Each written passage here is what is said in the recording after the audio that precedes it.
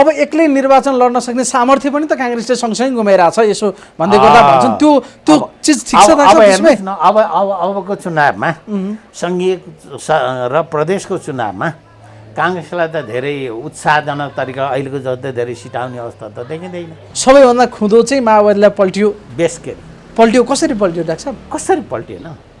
माओवादीको हैसियत हुने अवस्था हुन्थ्यो होला। 10% द्वन्द्वको कुरो के अरे जनयुद्धको कुरा त बिर्सिसकेको, त्यो 16-17 हजार मान्छे पनि बिर्सिसकेको हो। यो नयाँ खेल हो। त्यो खेल समाप्त भइसकेपछि नेपाली जनताले बिर्से। सचेत जनताले हालेको मतलाई कदर गर्ने हो भने काठमाडौँ राजधानीको जनताको मतलाई के भन्ने? नेपाली काङ्ग्रेसले 16,000को जिम्मा लिनुपर्छ। यो गठबन्धन गरेर अगाडि जाने किसिमको गठबन्धन गर्नु भनेको आफ्ना कार्यकर्ता मारेको दललाई पनि अथवा व्यक्तिहरूलाई पनि अँगालो मारेर बचाउ गरेर चुनावमा जिताएर विराजमान गराउने नेपाली काङ्ग्रेसले पनि त लिनु पर्दैन। चान्समा डान्स गरे हो यो। यस्तो गडबड भएको बेलामा ठ्याक्क बालेन्द्रले आश्वस्त गर्ने किसिमको क्रियाकलापका केही स्टेटमेन्टहरू वक्तव्यहरू सामाजिक सञ्जाल मार्फत उनी अगाडि आए, स्थितिलाई hit the nail on the head. सबैभन्दा सचेत नागरिक धरानमा रहेछन् कि क्या हो त्यसले? बेसकेरी कति छिटो चेन्ज गरे यो 2 वर्षमा उपनिर्वाचन पनि भएको थियो। यो हर्क साम्पाङ जस्तो बन्न सजिलो छ, गाह्रो त धरानका जनता जस्तो बन्नलाई हो भन्छन् क्या मान्छे। ठिक हो, त्यो कुरा ठिक हो, बिल्कुल ठिक हो। त्यो जितले त्यसले के गर्यो भने बालेन्स आएर त्यसको भन्दा अहिले उच्च स्तरको जित भनेको स्वाद आएको जित भनेको धरानकै हो।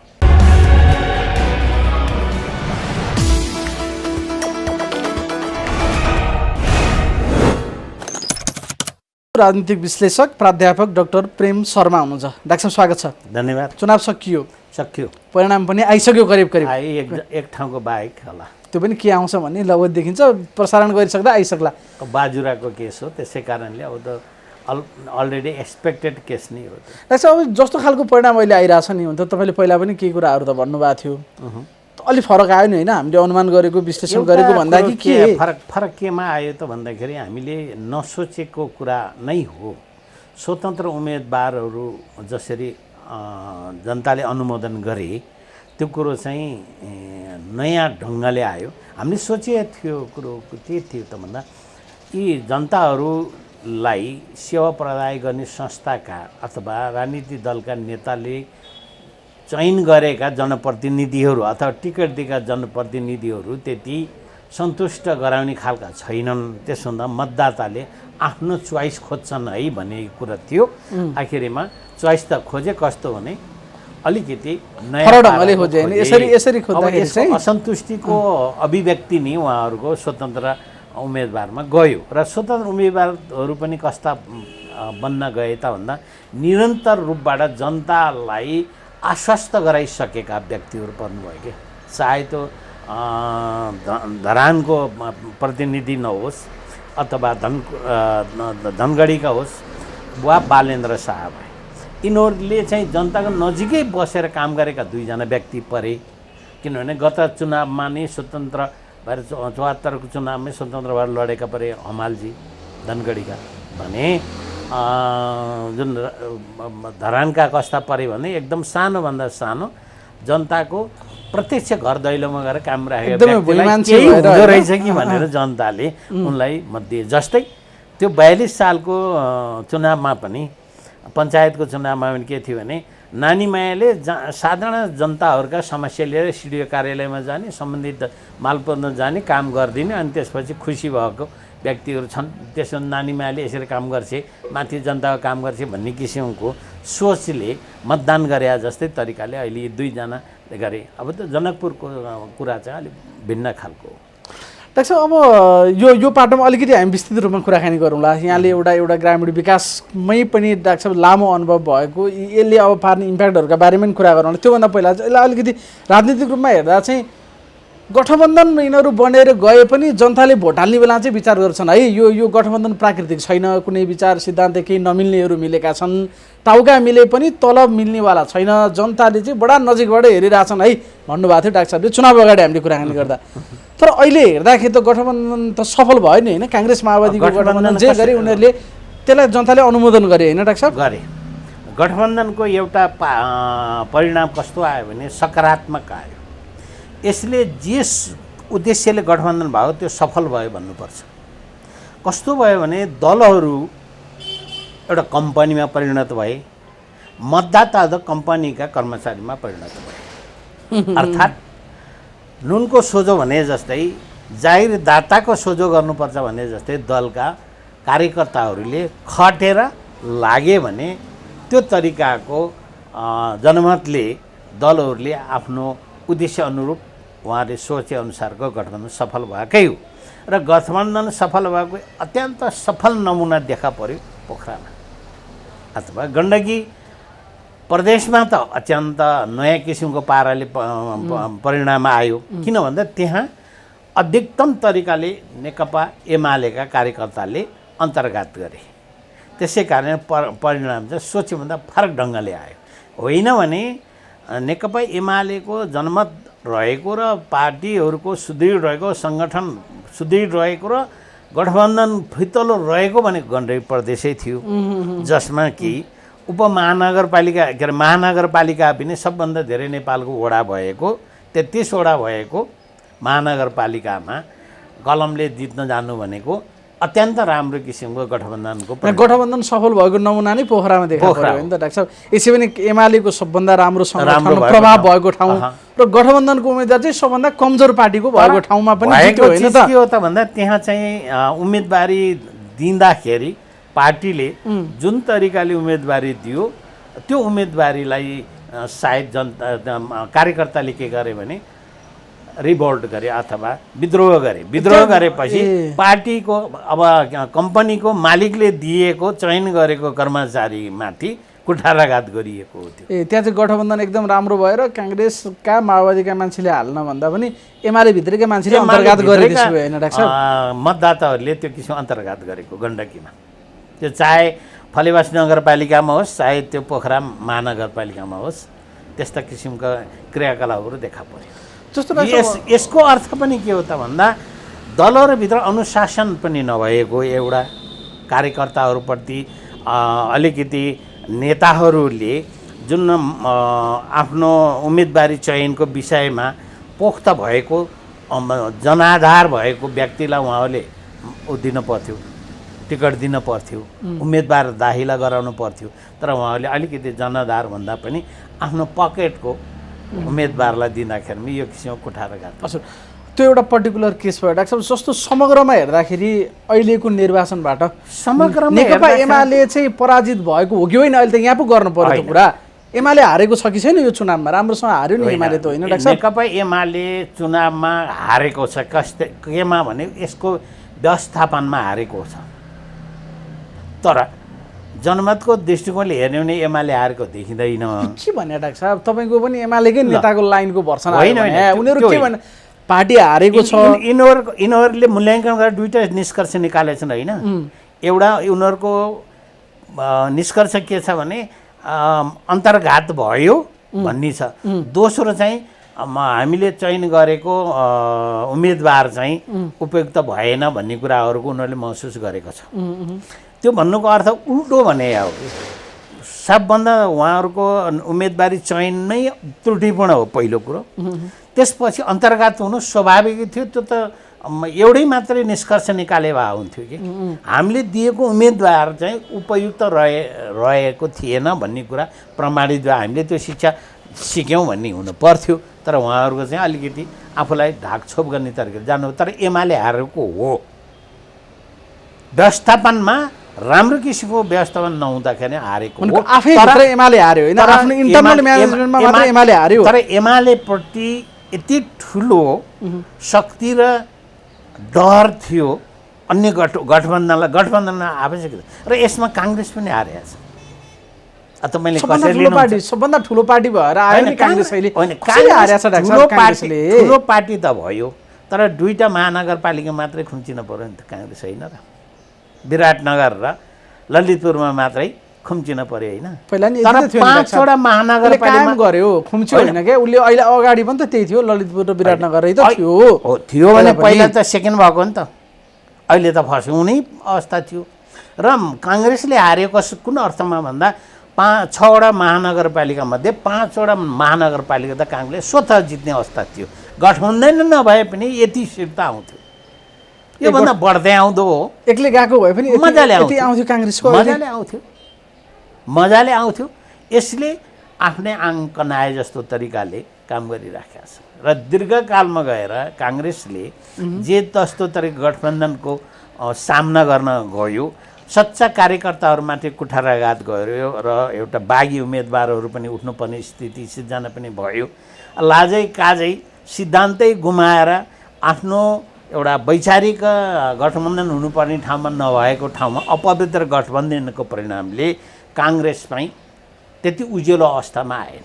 जस्तो एउटा बाहिर रहेर एउटा प्राध्यापक, एउटा वरिष्ठ राजनीतिक विश्लेषक तपाईँले जसरी बाहिर बसेर स्वतन्त्र विश्लेषण गरिरहनु भएको छ, अहिले एमालेहरूको तर्क के छ भने ठिक छ यो हामी एक्लै थियौँ, चारैजना मिलेर घेराबन्दी गरेपछि हामी प्राविधिक रूपमा केही सिटमा पुग्छौँ होला, पहिला जति ल्याएनौँ हामीले। तर भित्री आत्माले उनीहरूको गल्ती भयो भन्ने कुरा थाहा छ एमालेलाई, हामी हारिएकै हो भन्नेमा छ।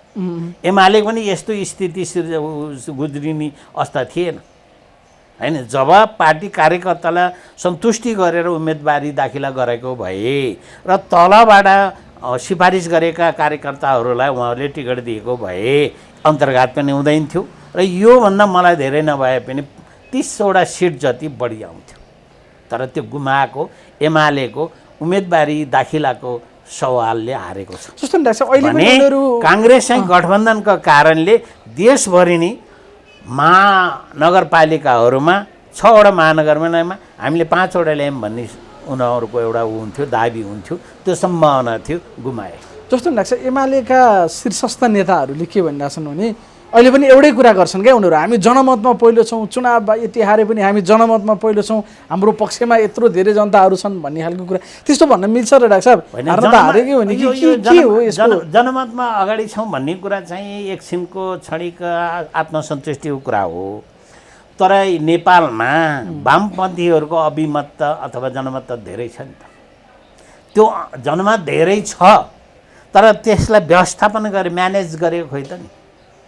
खालि आन्तरिक व्यवस्थापनमा मात्रै कमजोरी रह्यो भन्ने कुरा डाक्टर साहबले बढी फोकस गरिरहनु भएको छ। व्यवस्थापनमा कमजोरी हुँदाखेरि उम्मेदवार छनौट लगायतका कुराहरू मात्र हारेको हो। यसले सोचे जतिको उपलब्धि प्राप्त गर्न त्यही कारणले अन्तर्घात भयो हैन त। आन्तरिक व्यवस्थापन गर्न नसक्दा त्यो भएर पराजित भयो। अन्तर्घात भएको छ त प्रश्न गण्डकीमा भएकै हो। गण्डकी प्रदेशका धेरै ठाउँमा अन्तर्घात भएको छ। अनि एकातिर गठबन्धन अर्कोतिर पार्टीभित्रको अन्तर्घात देखिहालेछ नि। डबल मारमा पर्यो हैन एमाले। कुनै धेरै ठाउँमा उपाध्यक्षले उपमेयरले जितिरहेछ एमालेको। काङ्ग्रेसभन्दा बढ्ता रेसियोमा हेर्ने अब बढ्दै जितेको छ नि त। त्यसै कारण जनमत कम भएको भन्ने कुरा। जस्तै काठमाडौँ महानगरपालिकामा वास्तवमा भने एकछिनलाई बिर्सिदिउँ कि बालन शाह स्वतन्त्र बिर्सिदिउँ नि भने त एमाले जितेको अवस्था देखिएन त। 68,000 र 61,000को बिचमा भिन्नता भएन। बालेनको भन्दा बढ्ता भोट ल्याएर उपमेयरले जित्नु भनेको एमालेको के अरे मतदाता कम रहेछ भन्ने आङ्कन गर्न मिल्ला र? छ आधार छ उनीहरूले त्यो लजिक अगाडि सार्नको पछाडि। तर उहाँहरूको व्यवस्थापन यस्तै पाराले चल्ने हो भने एमालेलाई धेरै हारेको कुरामा अन्य प्रमाणहरू पनि छ। अब गएर अहिले भर्खर गठन भइराखेको छ नि जिल्ला समन्वय समिति, तपाईँलाई थाहा छैन यो जिल्ला समन्वय समिति पनि स्थानीय सरकार हो भन्ने कुरा। त्यसमा पनि एमाले हार्दैछ। त्यसमा खासै त्यसको सिग्निफिकेन्स र महत्त्व त छैन, तर हार्दैछ। अर्को अब एमाले राष्ट्रिय सभामा हार्छ, अहिले सङ्केत भइसक्यो हो। राष्ट्रिय सभामा त गठबन्धन फेरि फ्रेस भएर आउँछ, ताजा भएर आउँछ, गठबन्धन गर्छन्। एमालेको विरुद्धमा गोलबन्दी हुन्छन्, हारिराखेका छ के। तपाईँले धेरै कुना कन्ताराहरू कोट्याउन सक्नु भएको छैन। यसको रिफ्लेक्सन त त्यता पुग्छ नि हैन डाक्टर? त्यसको रिफ्लेक्सन अब राष्ट्रिय सभामा एमाले प्रष्ट रूपमा हारेको देखा पर्छ। जस्तो डाक्टर अब यो यतातिर एमालेको डाक्टर साहबले चाहिँ अलि नयाँ कोण दिनुभयो कि आन्तरिक व्यवस्थापनका कारणले हारेको हो, गठबन्धन यस्ता उता चिजले बरु एमालेलाई गाह्रो हुँदैन थियो होला भन्दै गर्दा जस्तो काङ्ग्रेस अहिले हामी सबभन्दा ठुलो पार्टी बन्यौँ हैन, यत्रो धेरै ल्यायौँ भनेर गजक्क पहिलो पार्टी भनेर एकदम धुम्म परेर चाहिँ बसिरहेछन्। डाक्टर साहब भन्दै हुनुहुन्छ कि काङ्ग्रेस हारेको छ। हारेको अझ दीर्घकालीन रूपमा त झन् ठुलो क्षति अब काङ्ग्रेसलाई हुँदैछ डाक्टर साहब भन्दै हुनुहुन्छ काङ्ग्रेसको यो के हो हौसला- कुरा डाक्टर साहब अब सुन्नुहोस्, काङ्ग्रेस हौसलापूर्ण तरिकाले अबको भावी राजनीतिमा कसरी हुँदैन भने प्रत्यक्ष निर्वाचनमा त आफ्नो आफ्नो उम्मेदवार निर्वाचन गर्न पर्यो, त्यसका साथसाथै समानुपातिमा 110 सिटको लागि त आफ्नै दललाई भोट खसाल्न पर्यो नि त। अब गठबन्धनको लागि बचाइदिउँ भनेर गठबन्धनलाई भोट हालेर त आफ्नो त समानुपातिक भोटले त काम गर्दैन त्यस बेला त। त्यसै कारणले अब काङ्ग्रेस चाहिँ स्वतः स्थानीय तहले गर्दा राष्ट्रिय सभामा ठुलो जनमत आउने भए अथवा प्रतिनिधि धेरै हुने भए, तर अबको सङ्घीय चुनावमा त काङ्ग्रेस त अब एकल लड्नुपर्ने स्थिति आउँछ। अबको गठबन्धनको महत्त्व त यो सङ्घीय चुनावमा त अथवा प्रदेशको चुनावमा त सम्भव छैन। भन्ने असन्त उनीहरू गठबन्धनै गरेर हामी निर्वाचन लड्ने होइन, हो, प्रदेश सङ्घ त्यो- सबै देश यसमा दुर्घटनामा जान्छ डाक्टर तपाईँले साहब। तपाईँले एउटा कुरा के सोच्नुहोस् भने तपाईँहरूका श्रोताहरू दर्शकहरूलाई प्रश्न केमा पार्नुहोस् भने गठबन्धनको फाइदा सबभन्दा धेरै नेकपा माओवादी केन्द्रलाई भयो, त्यसपछि नेकपा समाजवादी एकीकृत समाजवादीलाई भयो है, अनि अझ तराईका दलहरूलाई पनि खासै उपलब्धि भइरहेको अवस्था छैन। सायद उपेन्द्र यादवजी गुनासो गर्दै हुनुहुन्छ होइन, केपी ओलीसँग भेटिसके उपेन्द्र यादवले त गुनासो मात्र हो र, अनि भेट भइसक्यो हो केपी ओली र उपेन्द्र यादवको। यी गुनासाहरू सच्चा गुनासा हुन्, किनभने त्यहाँ पनि उनीहरूको व्यवस्थापनको कमजोरी हो नि त। तराई दलहरू त्यो अवस्थाले बाबुरामजीहरू यिनीहरूलाई लगेर अशोक राईहरू राखेर उपलब्धि के भयो भन्दा एक दुई सिटमा पहाडतिर उहाँहरूको उपस्थिति देखा पर्यो। यो पनि गठबन्धनले देखा पर्यो, उहाँलाई नि केही उपलब्धि देखा परेको छ त्यतातिर हेर्ने होइन भने यो दल पनि त तराईवासी गठबन्धनका समूहहरू भन्छु म, त्यो दलै भन्दिनँ, जसपा लोसपा मैले दलै भन्दिनँ, तर उहाँहरूको जस्तै मधुर किसान पार्टीले जुन सम्पूर्ण दलहरूलाई जमानत जफत गराइदियो होइन भक्तपुरमा, त्यस्तै तरिकाले उनीहरूको पनि त्यो क्षेत्रमा बलियो तरिकाको उपस्थिति हुन्थ्यो नि त। यदि जसपा र लोसपाको बिचमा एउटा उहाँहरूको कार्यगत एकता बनाएको भए, लक्ष्य त उहाँहरूको एउटै हो दुवैको, तर त्यो किसिमको गठबन्धन भइदिएको भए यसरी यो यो यो लामो गठबन्धन गरिराख्नु आवश्यकै थिएन, उहाँहरू पनि हारेकै हो। जस्तो काङ्ग्रेसले अहिले जित्दै गर्दाखेरि पनि खालि सिटमा हामी यति ठाउँमा छौँ भन्ला, तर मान्छेले भन्छन् कि डाक्टर साहब अब एक्लै निर्वाचन लड्न सक्ने सामर्थ्य पनि त काङ्ग्रेसले सँगसँगै गुमाइरहेछ यसो भन्दै गर्दा भन्छन्, त्यो चिज ठिक छ अब हेर्नुहोस् न, अबको चुनावमा सङ्घीय र प्रदेशको चुनावमा काङ्ग्रेसलाई त धेरै उत्साहजनक तरिका अहिलेको जस्तै धेरै सिटाउने अवस्था त देखिँदैन। जुन अहिले जितिया छ, धेरै पहिलो पार्टी भयो, 300 यत्रो के अरे पालिकाहरूमा उसले ल्यायो, जसमा कि नेकपा एमाले 200 मात्रै नगायो भन्ने कुरा छ नि, त्यो किसिमको एउटा अङ्कगणितीय हिसाबले त्यो देखिन्छ। तर जनमत तरिकाले हेर्ने भने जस्तै नेकपा समाजवादी एकीकृत समाजवादीले डोल्पामा फटाफट दुईवटा त्यसै जित्यो होइन, किनभने कुनै ठाउँमा भएको ठाउँमा त्यस्ता कुराहरू कुनै आश्चर्यको कुरो होइन, त्यो इन्सिग्निफिकेन्स कुरा हो होइन, कम महत्त्वको कुरा हुन्छ। तर कुनै ठाउँमा त्यस्ता पहुँच नपुगेको हुन्छ, पार्टीहरूको सङ्गठन बलियो नभएको हुनसक्छ, मनाङका कुरा, डोल्पाका कुरा, अति दुर्गम ठाउँका कुराहरूको विषयको चरित्र छुट्टै हुन्छ, किनभने त्यहाँ नीतिगत पार्टीगत लडाइँ हुँदैन, व्यक्तिगत लडाइँ हुन्छ। व्यक्तिगत पहुँच, व्यक्तिगत सामर्थ्यको आधारबाट निर्वाचन परिणाम हुन्छ, त्यो देखा परिराखेको छ, त्यो आश्चर्यको कुरा होइन। तर अन्य ठाउँमा गठबन्धनका कारणले जति फाइदा भयो त एकीकृत माओवादी केन्द्र के अरे नेकपा माओवादी केन्द्रलाई भएको छ भने एकीकृत समाजवादीलाई भएको छ। जस्तो डाक्टर साहबले भन्नुभयो नि सबैभन्दा फाइदा हार्यो, जितेर पनि काङ्ग्रेस हार्यो, आफूभित्रकै आन्तरिक व्यवस्थापन मिलाउन नसक्दा एमाले हार्यो, सबैभन्दा खुँदो चाहिँ माओवादीलाई पल्टियो। बेसकेरी पल्टियो, कसरी पल्टियो डाक्टर साहब? कसरी पल्टिएन? माओवादीको हैसियत हुने अवस्था हुन्थ्यो होला, शून्य र मोटाएको जस्तो भन्छन् कतिले माओवादीको अहिलेको परिणामलाई। तर यसले माओवादीलाई दह्रो तरिकाले खुट्टा गाडेको अथवा जरा गाडेको अवस्थामा लग्यो कि बलियो बनायो माओवादीलाई बलियो बनायो यसले अहिले हिजोको स्थितिमा चितवनमा अथवा भरतपुरको निर्वाचनले गर्दा अब कमरेड प्रचण्डलाई सम्भावना चाहिँ सङ्घीय चुनावमा जित्सुकी जस्तो बनायो होइन सकारात्मक तरिकाको सोचमा अगाडि बढायो। मनोविज्ञान तरिकाले हेर्ने हो भने चितवनमा अब कमरेड प्रचण्डले जित्छ भन्ने कुरो त्रास पनि आयो, आश पनि आयो। यो स्थितिमा गुज्रिएको छ, नत्र भने कमरेड प्रचण्डको स्थिति नाजुक हुन्थ्यो। भने समग्रमा यो गठबन्धन निर्वाचन जस्ता राजनीतिकहरू यो गत वर्ष कि पुस 5 देखि अहिले घुम्दै आइरहेछ नि, यसमा प्रचण्ड रणनीतिक रूपमा सफल भयो त्यसो डाक्टर साहब, त्यो देखिन्छ हो? प्रचण्डलाई सितिमिति मान्छेले चिनिराखेको छैन। जबसम्म प्रचण्डको उपस्थिति रहन्छ, सक्रियता रहन्छ होइन, यो पारिवारिक तन्त्र हो। यो हिजो राजतन्त्र थियो, अहिले पारिवारिक तन्त्र छ। हिजो संसदीय अभ्यास र जनप्रतिनिधिमूलक संस्थाहरूको निर्वाचन हुन्थ्यो, अहिले उही कम्पनीका मालिकलाई सोझो गर्ने कर्मचारीहरूको नियुक्ति गरे जस्तै तरिकाको चुनावको परिणाम भएको छ र मतदान गर्दाखेरिमा त्यस्तै परिणाम देखा परेको छ है। त्यसै कारणले खास गरी दलभित्र आन्तरिक प्रजातन्त्र भएर प्रतिस्पर्धी तरिकाले अगाडि आइरहेको अवस्था छैन। अहिलेको यो संसदीय यसको परिणाम के हुँदै जाँदैछ भने तपाईँले यति मात्रै नभन्नुहोस्, तपाईँको सोचमा यो जुन स्वतन्त्रहरू जुन जित्नु भएको छ, धरान होस् या धनकुटा होस्, धनगढी होस्, चाहे जनकपुर होस् या काठमाडौँ होस्, त्यसका साथै काठमाडौँमा अर्को एउटा उदाहरण पनि मैले दिन्छु। समाजवादीले वडा नम्बर 15 मा जित्यो। के कारणले जित्यो? म त्यहीँको मतदाता हो। त्यहाँको काम गर्ने वडा अध्यक्षको अत्यन्त लोकप्रिय काम गरेको कारणले उसले स्वतन्त्र भएर उठेको भए सायद योभन्दा अझ धेरै ल्याउँथ्यो। तर के अरे त्यो गठबन्धनको तर्फबाट कलम चिन्ह लिएर लड्दा पनि अरूको उसको प्रतिस्पर्धीको भने डबल मत बढी ल्याएर जितिरहेको छ। त्यसो हुँदा अहिले अब जनताले के छानिरहेका छन् भन्ने कुरा बुझ्नुहोस्। के सन्देश त्यो दिनुहोस् तपाईँका ट्रेन कता गइरहेछ दर्शकहरूलाई कि काम राम्रो गर्ने व्यक्तिलाई छान्दैछन् है स्थानीय तहमा भन्ने कुरा हुन्छ।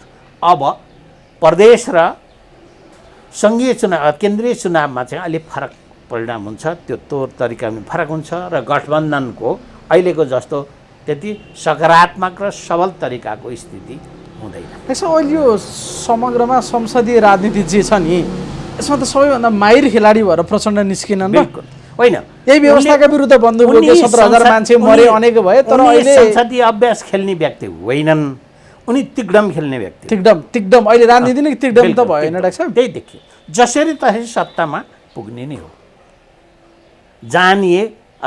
जानिए पारिवारिक शासन चलाउने कुरामा उद्धृत हो। हिजो त पञ्चायती शासनमा अथवा राजतन्त्रमा के थियो, एउटा राजाले मात्रै अधिकार लिएको हुन्थ्यो, उसका भाइ भारदारहरूले त भत्ता खाएर मात्रै बस्ने हुन्थ्यो नि। तर अहिले त डिसिजन मेकिङमै पुग्ने भयो नि त, नीति निर्माण त्यही भएर भन्नुभएको पहिला राजतन्त्र अहिले परिवारतन्त्र त्यसको नेतृत्व प्रचण्डले गर्छन् हो। उनले एउटा नमुना देखाइरहेको, एउटा नमुना परिवारतन्त्र कस्तो हुन्छ भन्ने नमुना उनले देखाइरहेको छ। त्यस्तै किसिमको अरूहरूलाई पनि लालचतर्फ डोराइराखेका छ, चाहे त्यो शेरबहादुर होस् या कोही होस्, त्यो किसिमको ख्वाब देखिन्छ। अब यसले समग्रमा यो जुन माओवादीले अहिले जुन खालको पोजिसन क्रिएट गर्यो नि स्थानीय तहमा, यसले उसको बार्गेनिङ पावर मात्रै बढाइरहेछ कि भोलि गठबन्धन नहुँदा एक्लै निर्वाचन लड्न सक्ने सामर्थ्य पनि बनाएको छ त डाक्टर माओवादीले? हिजो मात्रै मैले सदनमा नेकपा माओवादी केन्द्रका अध्यक्ष पुष्पकमल दाहालले अब एक्लै लडेर तपाईँ प्रधानमन्त्रीलाई देखाउनुहोस् भनेर चुनौती दिए। अलि गाली गलौज र यी कुराहरू त अत्यन्त अशोभनीय कुराहरू हो। यिनीहरूको यी नेपालका वामपन्थीहरूको अत्यन्त तल्लो स्तरमा गिरेरै एक्लै अर्कोले गाली गलौज गर्ने उहाँहरूसित शब्द चाहिँ एउटा सभ्य शब्दहरू त उहाँसित छैन, अभाव छ। त्यसो हुँदा त्यसरी बोल्नु कुनै औचित्य पनि होइन। अनि कमरेड केपी शर्मा ओलीको नै दममा त बेसकरी हो नि त। उहाँका कुटियरहरूले जे जस्तो तरिकाले उम्मेदवारहरूको चयनको विषयमा जुन तरिकाले उहाँले आन्तरिक व्यवस्थापन गर्न सक्नु भएन, जसको परिणाम उहाँ हारको स्थितिमा देखा पर्यो भन्ने त भनिराखिएछ नि त। भने यस्तो अवस्थामा हेर्दा त नेकपा एमालेमा पनि जुन ठालुपना आइराखेको थियो, अब त रिभ्यू गर्नुपर्ने, पुनरावलोकन गर्नुपर्ने स्थिति आयो कि हरेक ठाउँमा आफ्नो आफ्नो आफ्नो दलका व्यक्तिहरू थिए, जनप्रतिनिधिहरू थिए। अब त एउटा साधारणतः डम्पिङ साइट भन्छु म, हुन त यो जिल्ला समन्वय समिति, त्यो साइडमा पनि अब एमालेको खैरा देखिएन, छैन, कोट्याएर हेर्नु होला। अब राष्ट्रिय सभामा पनि एमालेको उपस्थिति धेरै पातलो र नगन्य रूपबाट आउँछ होइन, पहिला जस्तो स्थिति त्यसै जानु हुँदैन। त्यस्तै गएर अब समानुपातिकमा जाँदाखेरिमा चाहिँ एमालेको बल्ल स्थिति देखिन्छ, त्यो हारेको छैन भन्ने चाहिँ समानुपातिकमा देखिन्छ। ए अहिले अहिले प्रचण्डको बार्गेनिङ पावर चाहिँ बढ्यो है डाक्टर साहब यो चुनाव पछाडि? बढ्यो कि एक्लै चुनाव लड्न सक्ने सामर्थ्य पनि बढ्यो त्यो चाहिँ? एक्लै चुनाव लड्ने सामर्थ्य त अलिक गाह्रो छ। भने जता म ढल्किन्छु त्यसले यो जित्ने, हेर कसले लिने हो मलाई भनेर त्यो यहाँ तपाईँले यो कल्पना नगर्नु, त्यसमा राखे नि प्रचण्ड नियमित आकस्मिकता भन्ने कुनै बेला म कुनै एउटा साहित्यकारले लेखेको शीर्षकको एउटा साहित्य जस्तै तरिका नियमित आकस्मिकता भन्ने हुन्छ, रेगुलर एक्सिडेन्ट भन्ने कुरा त हुँदैन। एक्सिडेन्ट पनि रेगुलर हुन्छ र हुँदैन। त्यसो हुँदा यहाँ त चमत्कारी हुन थाल्यो कि।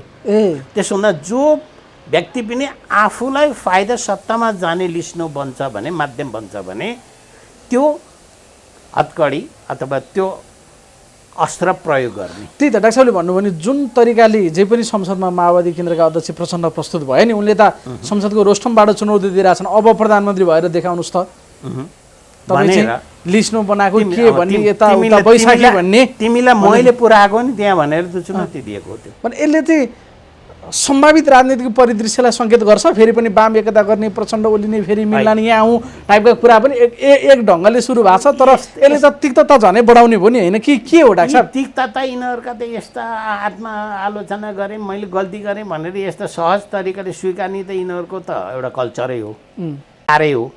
त्यसै कारणले नकचारको के हुँदैन भने जस्तै किसिमको यिनको संस्कार हो। भोलि त कोही शत्रु सधैँ हुँदैन राजनीतिमा, कोही मित्र कोही हुँदैन भन्ने यस्ता जार्गन लिएर अहिले यसो भने प्रतिस्पर्धी शासन प्रणाली हो नि त यो। संसदीय अभ्यास भने सक्ष शासन प्रणालीमा आफ्नो सिद्धान्त, दर्शन, नीति, कार्यक्रममा प्रतिस्पर्धा गर्ने प्रणाली हो नि त। तर यो त गरिरहेको जुन भावभङ्गीमा प्रस्तुत भइरहेछन् नि, प्रचण्डमा देखेको कन्फिडेन्ट या विपक्षीप्रति उनले प्रहार गरेका शब्दहरूले चाहिँ उनी एकदम उनमा धेरै अब चढिरहेछ, म हुँ भन्ने आयो अब भन्ने देखिन्छ। प्रतिबिम्ब हो। उहाँले जुन सदनमा ओलीलाई च्यालेन्ज गरेको चाहिँ म चाहिँ मेरो जन्म चाहिँ डरै छ है भनेर सो गरे अरू हामीलाई त हार्छ भन्थ्यो, के गर्थ्यो देख्यो होइन, मुख फेस टु फेस आँखा जुदाएर कुरा गरौँ भन्ने आछन् नि प्रचण्ड। अनि उहाँका समर्थक केपी शर्मा ओलीका के समर्थकले भन्थे नि, म राजीनामै दिन्छु अथवा सन्यास लिन्छु अथवा मेरो सम्पत्ति दिन्छु भन्ने उहाँका समर्थकहरू थिए नि। त्यो आवेश र बेढङ्गको तर्क र बकवास किसिमका कुराहरू आउँथे नि, त्यसको त अहिले नङ्गा जात त देखा पर्यो। यसमा चाहिँ प्रचण्ड सफलै भए? पक्कै पनि प्रचण्ड सफल छन्, अझै पनि सफल हुन्छन्। अब यतापट्टि तर डाक्टर साहब उनको फेरि कम्पनीमा मालिकको जुन अस्त्र प्रयोग भइराखेको छ, सायद उहाँका कर्मचारीहरूमा सधैँ त्यही किसिमको अब समर्पणवादी भयो भने त भन्न सकिँदैन। होइन, उहाँमा पनि कहिलेकाहीँ भीम रावल जस्तो, घनश्याम भुषाल जस्ता मान्छेहरू नि निस्किएर चुनौती दिन थाल्यो भने अनि त्यसपछि जस्तो डाक्टर साहब एउटा निर्मम प्रश्न चाहिँ, माओवादी प्रचण्ड सफल भइरह होला नि, डाक्टर साहबले आरोप लगाउनु भयो राजतन्त्रबाट परिवारतन्त्रको नमुना कस्तो हुन्छ प्रचण्डले देखाउन सफल भइरहेका होलान्। तर समग्रमा माओवादी है, मैले यो टर्म्सलाई प्रयोग गरिरहेको छु, र जे भनेर उनीहरूले आन्दोलनको उठान गरे, जनयुद्ध गरे, यहाँसम्म आए, त्यसलाई पनि बचाउन, त्यसको मर्म कायम राख्न पनि प्रचण्ड सफल छन् त लाग्छ? त्यो त बिर्सिसकियो कुरा हो, त्यो छैन अहिले। 10 वर्ष द्वन्द्वको कुरो, के अरे जनयुद्धको कुरा त बिर्सिसकेको, त्यो 16-17 हजार मान्छे पनि बिर्सिसकेको हो। यो नयाँ खेल हो, त्यो खेल समाप्त भइसकेपछि नेपाली जनताले बिर्से, हामीलाई हामी धोइ पखाली गएर नयाँ सिराबाट अगाडि गरेका छौँ, बढ्नु छ भनेर उहाँले भन्नुहुन्छ, त्यही जस्तो बढिराख्यो अवस्था हो। त्यही त मान्छेले मैले यहाँ यो त्यो कुरो त नेपाली काङ्ग्रेसले नि त बिर्स्यो नि त। नेपाली काङ्ग्रेसले 16,000को जिम्मा लिनुपर्छ, मान्छे मरेका ती जनयुद्धका। यो गठबन्धन गरेर अगाडि जाने किसिमको गठबन्धन गर्नु भनेको आफ्ना कार्यकर्ता मारेको दललाई पनि अथवा व्यक्तिहरूलाई पनि अँगालो मारेर बचाउ गरेर चुनावमा जिताएर विराजमान गराउने नेपाली काङ्ग्रेसले पनि त लिनु पर्दैन। त्यो 17,000 को जिम्मा भन्थ्यो, अब खालि प्रचण्ड अथवा- मात्रै गएन, त्यो शेरबहादुरमा पनि गएन। अब त पाप कटनी भइसकेको छ, सबैमा भयो यो होइन? भयो त। अनि बिर्सेनन् अब कुनै देश रिस इबी केही छ, आत्मालोचना ग्लानी केही छैन होला नि त, त्यही भएर न गठबन्धन भएको छ। त्यही त मान्छेले के भन्थ्यो भने सिद्धान्तमा छ। हिजो चुनाव अगाडि मान्छे के भन्थ्यो भने आमामा माओवादीको मान्छेले कहाँ रुखमा भोट हाल्न सक्छ, काङ्ग्रेसको मान्छेले कहाँ चाहिँ हँसिया हतौडामा गएर भोट हाल्न सक्छ, बरु हात काटिन्छ भन्छे, त्यस्ता कुरा पनि गर्थे नि मान्छेले चुनाव अगाडि। भने अहिले सबै एउटै हुँदो रहेछ हाले नि त। अनि कम्पनी भयो कि भएन, कम्पनीको मालिक भयो कि भएन यी नेता दलका नेताहरू, अनि त्यसका मतदाता कार्यकर्ता त्यसका कर्मचारीहरू भयो कि भएन? यही कारण भनेको। भने काङ्ग्रेस भन्नु, माओवादी भन्नु, समाजवादी भन्नु, जसपा भन्नु, आखिर एउटै रहेछ जस्तो देखा पर्यो होइन त? चुनावमा हेर्दाखेरि चाहिँ यिनीहरूका विगतका गल्तीहरू सर्लक्कै बिर्सेर नयाँ तरिकाले चल्ने, त्यसले जनतालाई बेकुफ बनाउने। अनि यत्रो ठुल्ठुला दलको उपस्थिति काठमाडौँ जस्तो ठाउँमा, अरू ठाउँमा स्वतन्त्रले जित्न पुग्नु भनेको चान्चुन हो? के हो त त्यो? जनमतको आधार हेर्ने हो भने जनताले एकदम सचेत जनताले हालेको मतलाई कदर गर्ने हो भने काठमाडौँ राजधानीको जनताको मतलाई के भन्ने? भेडा भन्ने? धरानको जनता त्यत्रो विकास निर्णय क्षेत्रमा 60-40 भन्ने जुन अवधारणा छ, स्थानीय तहमा 60 सरकारले हाल्ने, 40 भन्ने ठाउँमा 60 हामी हाल्छौँ, 40ले भन्ने त्यहाँका जनता सचेत जनता हुन् के? त्यो ठाउँका जनता भेडा हुन्? धनगढीका जनता भेडा हुन्? डोल्पा जनतालाई धेरै साक्षात्कार नहोला रे, धनगढीका जनता त भेडा त होइनन् बा। अनि बाँकी उम्मेदवार यिनी अब कम्पनी एन्ड लिमिटेडका कर्मचारीको चयन गर्दाखेरिमा कस्तो चयन गरियो भने त्यो जनकपुरले देखाइराखेको छ। विद्रोहीले जित्न जानु भनेको के हो त? व्यवस्थापन हो त? दलीय व्यवस्थापनभित्र ती कुराहरू सन्तुष्टि भएको कारणले जितिराखे हो त? डाक्टर साहब यता समाजवादी हुन् त, डाक्टर साहबले उसलाई पनि नाफै भएको छ भन्ने कुरा गर्दै हुनुहुन्छ, तर असन्तुष्टि देखा पर्यो नि त। काङ्ग्रेस र माओवादी मात्र मिले, हामीलाई हेपे, भोट हाल्ने मान्छे मात्र बनाए, गम्भीर समीक्षा हुन्छ। अब यहाँ अझ झलनाथ खनाल त बरु एमालेसँग मिलिन्छ, अब उसले पनि ठक्कर खायो हामीले पनि खायौँ टाइपको कुरा गर्दैछन्। के हो खास त्यसमा चाहिँ कुरा? यसको रहस्य के हो त भन्दाखेरिमा उहाँहरू काठमाडौँ बस्नुहुन्छ, गाउँ गाउँमा जानु न, बस्ती बस्तीमा जानु न, मतदाताहरूको गुनासो के छ थाहा छैन। त्यसको परिणाम तपाईँले देखिराख्नु भएको छ। सायद शेरबहादुरको डडेलधुरा आफ्नै वडामा पनि अर्कै पार्टीले जितेको छ क्यारे। चाहे त्यो त्यत्रो राम्रो छवि बनाएको गोकर्ण विष्टको हुने अर्कैले जितेको छ। त्यत्रो प्रवक्ता भएको प्रदीप गेवालीको वडामा पनि अर्कैले जितेको छ क्यारे। त्यसमा यस्ता चिजहरू हेर्नुहोस् त, जनआधार आफू बसेको ठाउँमा चिसो हुनुपर्छ पर्दैन, छैन, सुक्खा छ। त्यसै कारण कहाँ छ त यी भन्दा एउटा टुरिस्ट किसिमका नेताहरू बन्दैछन्, आफ्नो जरा आधार छैन। कहाँ हो त आफ्नो थलो? जरा कहाँ हो भन्ने कुरा छैन। जनताले त मतदाता त्यो एमाले कार्ड अहिले झलनाथ खनालले के कारणले खेलिरहेछन् डाक्टर साहब? झलनाथजी यति उग्र तरिकाले आउने कुरा अलिक शोभनीय होइन। उहाँले जुन एउटा व्यक्तिगत लान्छनाका कुरा, उहाँहरूमा एउटा यो संसदीय अभ्यासको संस्कार, मूल्य मान्यताको ज्ञान छैन। किनभने संसदीय अभ्यासमा 5 वर्षको निर्वाचन हुन्छ। 5 वर्षसम्म हारेको व्यक्तिले आफ्नै तरिकाको पूर्वाधार बनाउँदै गएर आगामी चुनावमा उसको आफ्नो प्रदर्शनी गर्नुपर्ने हो। यहाँदेखि चुनावमा जितिसक्यो भने त्यसलाई छिटोभन्दा छिटो पदबाट झार्ने, असफल बनाउने। जस्तै भनौँ न, काठमाडौँको स्वतन्त्र उहाँ बालेन्द्र शाहलाई पहिलो तिग्डम के हुने छ भने पार्टीतिर आकर्षण गरेर पार्टीमा राख्ने। यदि त्यसो भएन भने नीति तथा कार्यक्रम बजेट असफल बनाएर तहस नहस गर्ने। त्यति पनि भएन भने अनि उनलाई कुन तरिकाको एउटा कार्यक्रममा फसाएर अथवा कुन कुरामा फसाउने अथवा कर्मचारी उचालेर असहयोग गराउने, यस्ता क्रियाकलापहरू त देखिन्छ नि त। त्यसो गर्छन् है? गर्छन्। यो तिग्डम नखेली सुखै छैन, यिनीहरूलाई खेल्छन्। यिनीहरू राजनीति संस्कार संस्कृतिमा भएका दलका नेता पनि होइन नि, यिनले बुझेका पनि छैनन्। संसदीय अभ्यास भनेको बुझेका छैन। 5 वर्ष त भोग त गरे, अभ्यास त गरे, हावामा गरे, र के भयो भने मूल्याङ्कन गर्ने साहस पनि गरेन, समीक्षा गर्ने जमर्को पनि गरेनन्। त्रुटि कहाँ रह्यो भन्ने कुरा संस्थागत तरिकालाई सुदृढीकरण गर्ने, यो संसदीय अभ्यासलाई अथवा गणतान्त्रिक सङ्घीय शासन पद्धतिलाई संस्थागत गर्ने र जनतालाई, नेपाललाई अथवा राष्ट्रलाई समृद्धि गराउने, जनतालाई खुसी पार्ने भन्नेतर्फ त उहाँहरूको मूल्याङ्कनै रहेन। जस्तो हजुरले अघि एउटा कुरालाई निकै फोकस गर्नुभएको छ, सचेत मतदाता भन्नु पनि। काठमाडौँ, धरान, धनगढी जहाँ चाहिँ सचेत मतदाता भएको ठाउँमा जस्तो खालको परिणाम आइरहेछ, यसले के सङ्केत गर्छ त त्यसो? अब यसको सङ्केत केले गर्छ भने अझ अब 3 वर्षभित्रमा यो राजनीति प्रणालीभित्रका एक्टर्सहरू अथवा यसका खेलाडीहरूको बारेमा उथलपुथल पार्छ। यिनीहरूको तिक्रम यही हो। अब देखिहाल्यो नि त। अब नेकपा माओवादी केन्द्र अनि समाजवादी, एकीकृत समाजवादी र जसपा नभइकन सरकारको गठबन्धन हो नि। 51 सालको कल्चर त अब सुरु भयो, पार्लिमेन्टको सिस्टम त सुरु भयो। किनभने हाम्रो निर्वाचन प्रणाली त डिफेक्ट छ नि त। त्यसमा अब त त्यो संस्कार त पुनरुत्थान हुने भयो नि त। हेर्दै जानुहोस् न, एकल पार्टीको बहुमत आउने अवस्था त छैन।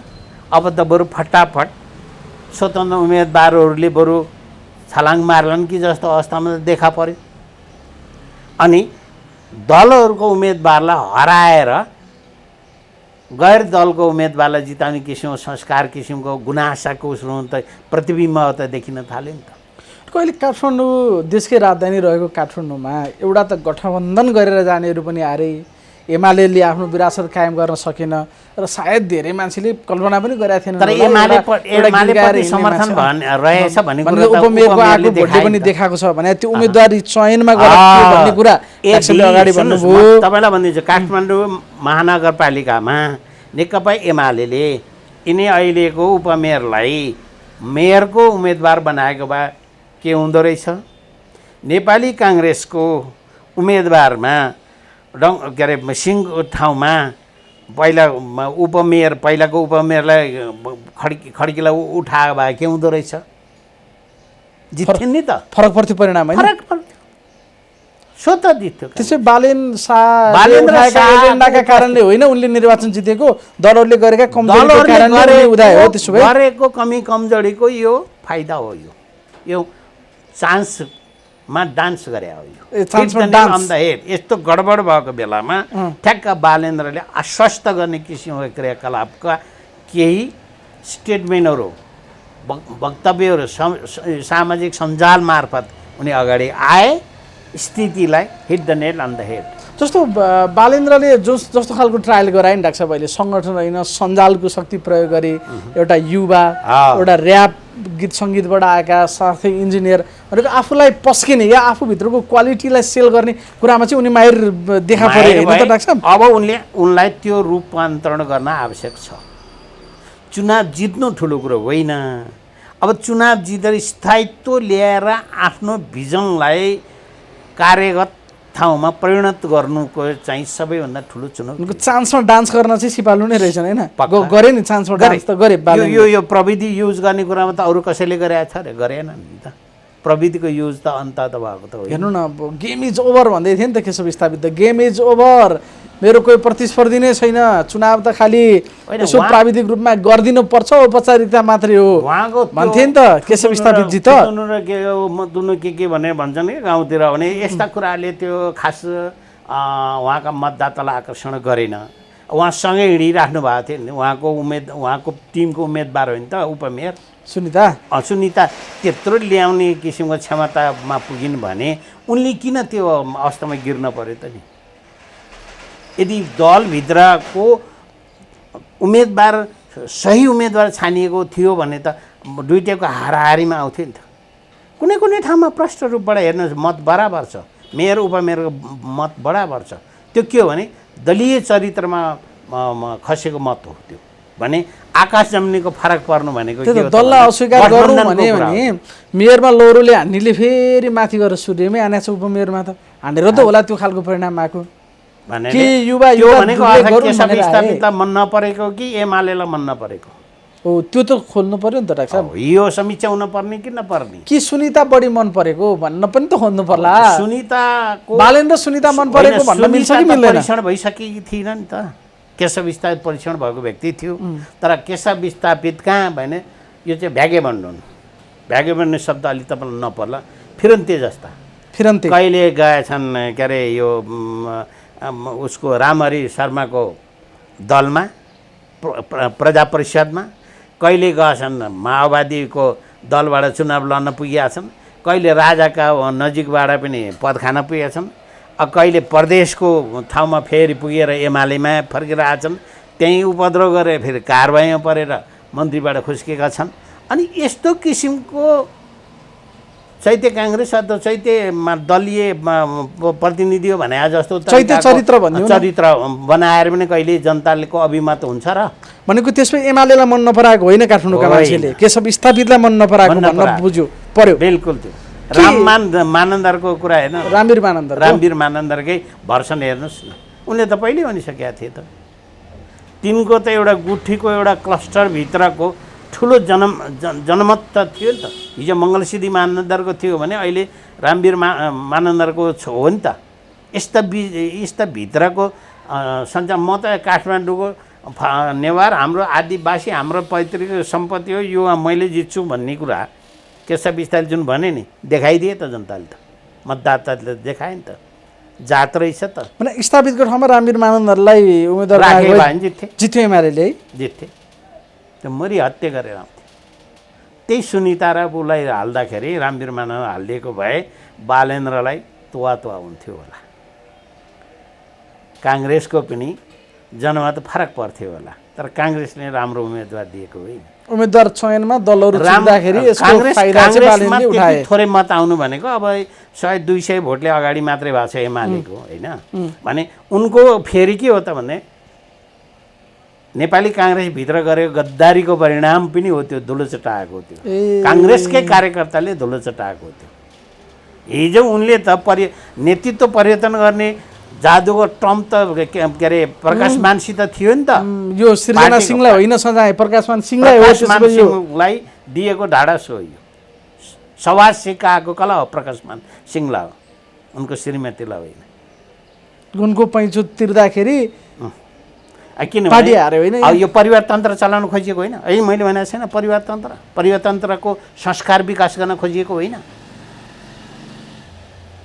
अनि धेरै धेरै ठुलो धक्का पो लाग्छ क्या शेरबहादुर देवालाई त उनले सभापति बनाए अन्तिम तास जो थियो उनीसँग हालिदिए नि उनले अन्तिममा काङ्ग्रेसको पनि त काइतेकार कारण के रहेछ काङ्ग्रेसको नेता त रहेनछ त 5चोटि 6चोटि एउटैलाई प्रधानमन्त्री बनाउने भने विकल्पै रहेनछ त होइन नि डाक्टर अनि हाराहारीमा चुनावमा गएर रणफिल्डमा अथवा रणभूमिमा लड्ने त्यही शेरबहादुर देवाको विरुद्धमा लड्ने अनि पछि गएर त्यही शेरबहादुरलाई फेरि हिरो बनाउने भनेपछि त बुद्धि नभएकै त देखा पर्यो नि त होइन शेरबहादुरलाई त उनले हिरो बनाए तर त्यसको मूल्य चाहिँ आफूले चुकाउनु पर्ने जस्तो छ नि त अहिले श्रीमती आरिन् सायद अब भोलि तपाईँहरूले भोट हाल्नु पर्ने होला यहाँबाट अब टाउको ठडाउनै नसक्ने पाराले प्रकाशमानजीले आफ्नो क्षमता प्रदर्शन गरिदिनु भयो अब टाउको उठाउन सक्दैनन् कहिले प्रकाशमान सिंहले यो के अरे संसदीय व्यवस्था पुनर्स्थापनपछि आमा छोरा उठे होइन जुन गणेश मानको एउटा छुट्टै इतिहास थियो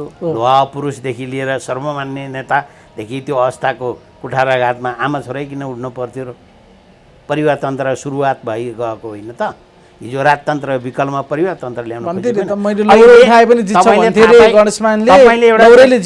अहिले तपाईँले थाहा पाइराख्नु भएको छैन खास गरी शेरबहादुर देवाको कुटियारभित्र किचन मास्टर को हो डाक्टर साहब कहीँ भाषण नगरेको व्यक्ति हो त्यो हो पूर्णबहादुर खड्का डिजाइनर उनी हुन् शेरबहादुर देवाको आर्जु भन्ने मान्छेलाई परे होला तर पूर्णबहादुर खड्का हो कहीँ भाषण गरेर देख्नुहुन्छ यो डिजाइनर हो सकेसम्म आफ्नो नेतृत्व पछिको पुस्तान्तरण गर्ने कुरामा तयार छन् त्यो क्याडर तयार गर्दैछ शेरबहादुरले पूर्णबहादुर खड्काले त्यसपछि म हुन्छु भन्ने पारामा छन्। सहज तरिकाले उसमा जितेको होइन पार्टीको सङ्गठनको चुनावमा। शेरबहादुर देउवापछि पूर्णबहादुर खड्का हो होइन? हो, भित्र बसेर फिस्का कोर्ने डिजाइन गर्ने त्यसमा रियल खेलाडी उनी हुन्। त्यहाँ ऱ्याङठ्याङ मिलाउने कसरी? आर्जुको छोरा मिलाएर यो परिवार तन्त्र सुरु गर्न थालिएको होइन। आर्जुहरू बाहिर चुचुमुख गर्ने, यो मिलाउने हो। भित्र बसेर सबै मिलाउने, यहाँ गर्ने, सबै खटन पटन यसो भित्र को छ खोताल्नुहोस् त। पूर्णबहादुर खड्का, केपी शर्मा ओलीका किचन मास्टरहरू कुन तैले हेर्नु कुन पृष्ठभूमिमा के काम गर्छन् होइन, त्यो बुझ्नुहोस् त। त्यसो अर्को यो जुन अलिकति चाहिँ धरानको कुरा गर्नै पर्छ जस्तो लाग्छ क्या मलाई। बालेनको उदय अथवा तपाईँले भन्नुभयो हमालको उदय या हर्क साम्पाङको समग्रमा सत्य समुद्र भए पनि फरक छ नि होइन डाक्टर साहब? यसको उठान त धरान र धनकुटाको धनगढीको नतिजा उस्तै खालको। अझ हमाल त बरु राजनीतिक पार्टीमा पनि लागेका थिए, उनको एउटा त्यहाँ पनि सोसल छवि पनि थियो, गाँठवाला पनि थिए, त्यो पनि फरक थियो होला बरु।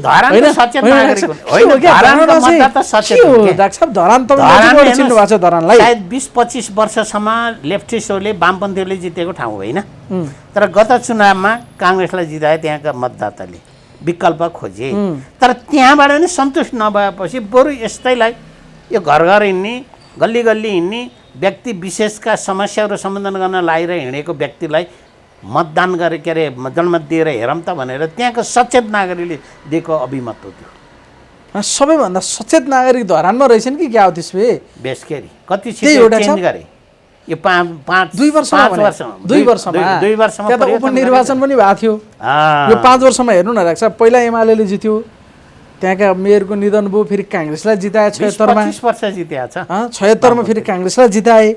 त्यसको 2 वर्ष पछाडि नै फेरि जबकि 422 भोट मात्र ल्याएर रहेछन्, अगाडि नै उठाएर रहेछन् नि त फेरि हर्क साम्पाङ 76 मा पनि।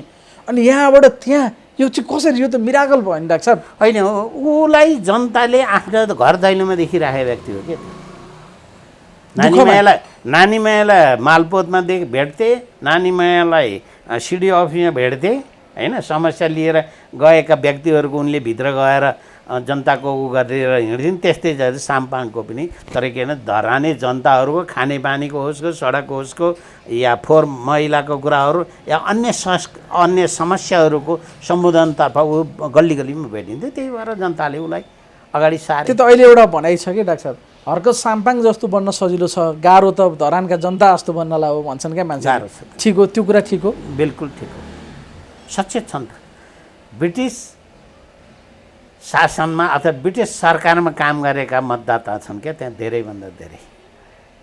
हिजो त्यो संस्कार देखेर नेपालको संस्कार, ब्रिटिसको शासन प्रणाली नेपालमा अङ्गीकार गर्ने, तर तिक्नमा यसरी खेल्ने कुरा उनीहरूले भिन्नता देखे। भिन्नता देखिसकेपछि यो अगाडि सारेको अर्थ हेर है, we are quite aware of it, हामी यसबारे हामी सचेत छौँ, खबरदार भनेको। त्यसो चुनावको बेलामा पनि कसैले साथ दिएन, एक्लै गल्लीमा कराउँदै हिँड्दा रहेछन्, एउटा आफ्नै अटोमा एउटा स्पिकर राखेर होइन, मान्छे पनि आएनन् भने गएर भोट चाहिँ कहीँ हिँडेन, जुत्ता मोलेरै बस्यो नयाँ सडकको पिपलको रुख मुनि, अरूले प्रचार प्रसार गरिदिएको थियो नि त।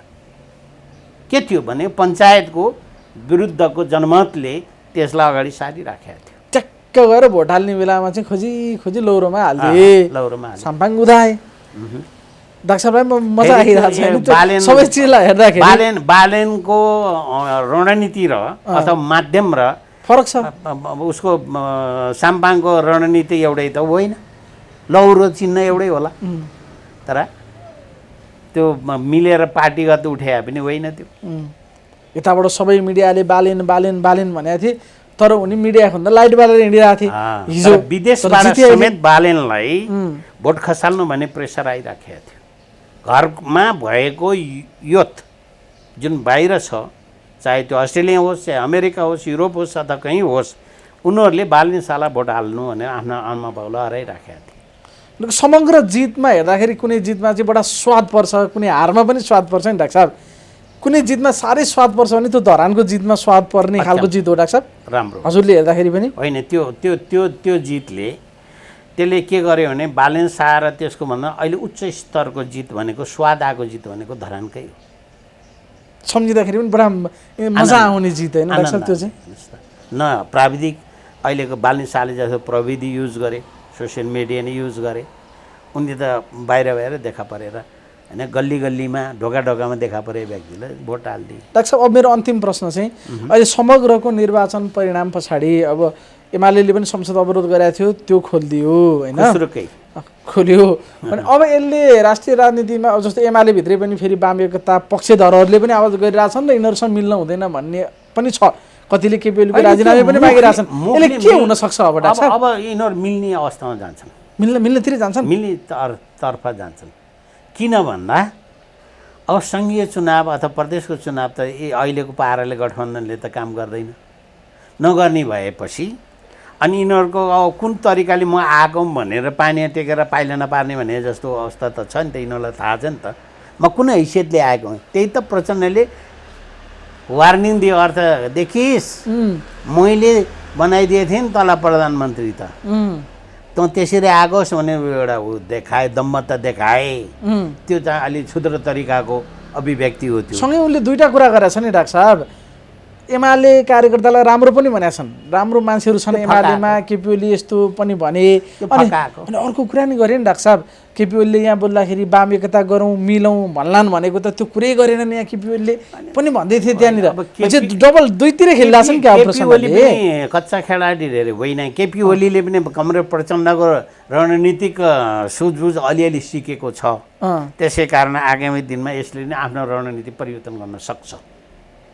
डाक्टर साहबले सङ्घीय चुनावमा जाँदाखेरि र फेरि मिल्ने सम्भावना देख्नुहुन्छ होइन केही सम्भावना वातावरण चाहियो नि डाक्टर साहब मुख छोडाछोड गरेका छन् दुईजनाले यस्ता मुख छोडाइ त कहिले गरेका छैनन् त्यही 10 भैयावालाले केपी शर्मा ओलीलाई कति मुख छोड्थे केपी शर्मा ओलीका मान्छेहरूले माधवको नेपाल र 10 भैयाहरूलाई के कतिले ट्रिटमेन्ट गर्थे व्यवहार गर्थे एमालेका मात्र 10 भाइ हो र उहाँ राजेन्द्र महतो र केपी ओली त मिले त्यसै कारणले को कहाँ मिल्छ भन्ने कुरा कि यिनीहरूको नीतिगत तरिका सिद्धान्तगत तरिकाको गठबन्धन छ र सोच छ र खेल छ र कुनै पनि जसले सत्तामा जाने हो पदमा बस्ने कुनै पनि बेला फेरि एकदम अङ्कमाल गर्न सक्छन् प्रचण्ड र केपी ओलीले होइन त्यो त नकच्चरको हिसाब किताबै छैन सम्भावना डाक्टर साहब बढी चाहिँ त्यही नै देख्दै हुनुहुन्छ त्यही देखिन्छ अब त्योभन्दा विकल्प केही पनि छैन किनभने अब यस्तो त भैँफुट्टा आउने भयो स्वतन्त्र भनेको त सोध्दै नसोचेको आउने अरू पार्टीको भए त त्यसलाई हराउने यो रणनीति खेलौँ भन्ने हुन्थ्यो भैँफुट्टा आउने आउँछ कताबाट आउँछ भन्ने कुरो के थाहा यताबाट आउँछ कि पछाडि आउँछ कि अगाडि आउँछ कि साइडबाट कताबाट आउँछ कताबाट भन्ने पछि हाल्ने हो थाहा छैन एउटा हुइम आउने भयो कि त्यो हुइमले काम गर्ने आधी बेरी भए पनि त्यतातिर कालो बादल छ त्यताबाट अब बिजुली चम्किन्छ हावाहुरी आउँछ भन्ने सोच्नु थियो त्यो पनि होइन फेरि यो त अब काङ्ग्रेसका नेताहरूले भन्न सक्छन् हिजो जस्तो चमेरो हात्तीको कानमा बसेको चमेरो भनेर प्रचण्डलाई अब काङ्ग्रेसको एउटा छ जनाधार छ कि मतदाताहरू काङ्ग्रेससित मौजुद छ विचलित हुनुपर्ने स्थिति छैन विचलित त्यतिखेर मात्रै हुन्छन् उनका मतदाताहरू जबकि राम्रो उम्मेदवार नदिँदा र आफ्ना कार्यकर्तालाई राम्रो तरिकाले व्यवस्थापन गर्न नसक्दाखेरि मात्रै काङ्ग्रेस हार्ने हो होइन भने काङ्ग्रेसको मत राम्रो छ समग्रमा हेर्ने भने लेफ्टिस्टहरू फ्रेगमेन्टेड टुक्रिएको भाँचिएको चोइटिएका छुन्डा मुन्डाहरूको मत धेरै छ नेपालमा तर पार्टीगत भन्दा दृष्टिकोणले हेर्ने भने काङ्ग्रेस सबभन्दा धेरै मत छ यो हस् डाक्टर साहब साह्रै महत्त्वपूर्ण समयलाई धेरै धेरै धन्यवाद